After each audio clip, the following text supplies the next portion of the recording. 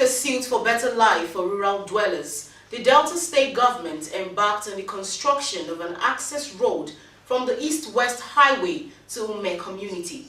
Though work started, the contractors have abandoned sites. The town, which was emerging from the toga of forgotten communities, is forced to come to grips with the fact that it is not yet Uhuru.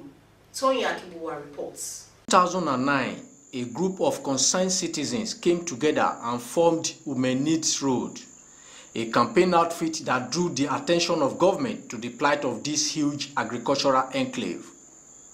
At the time, the road was a typical example of conscientious abandonment and gross neglect by government. These agrarian and peaceful people with high agricultural potential, abundance of aquatic life, and timber was virtually being cut off from global civilization. A truly forgotten community. 2 years later, the campaign of the group yielded returns as Governor Emmanuel Udwanga visited the community, saw for himself, and swung into action.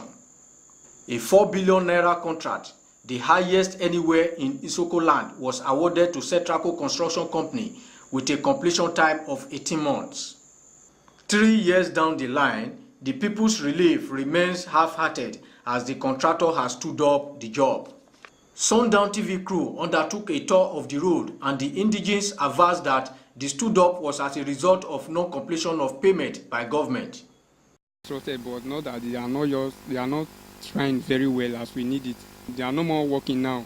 They said that they go for stood up, so we don't know how they're doing now. The governor have not been paying them very well. Statement they made before they left, they told us that whether they are going for studio, and they went for studio, and they're not yet back. Only recently, the paramount ruler of the town commended Governor Udwanga for bringing relief to his people.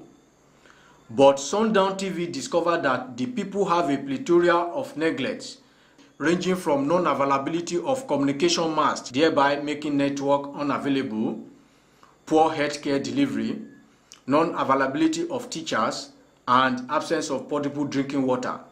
We are lacking network here. We are lack of schools. Let me say school. And the school we have right now, we don't have properly teachers, the government teachers in the school. And that is some of the challenge. And let me talk about the water and water. Look at the construction of the water they made. They run away for that construction, and the lights also. However, a medical staff of the Shuopi Healthcare Center debunked claims that healthcare was not readily available. We are okay, but most of them, the villagers, they don't come to the health center at all. Why? They prefer patronizing other patent medicine dealers around. While we have free drugs here and even free things for them. One curious observation made by the Sundown TV crew was that all the inhabitants were youths and very aged women. Efforts to speak to both the Work Commissioner and SETRACO Construction proved abortive. Despite the abandonment of work by SETRACO, the people are still grateful that hope was within reach. Tony Akibuwa reporting from Sundown TV News.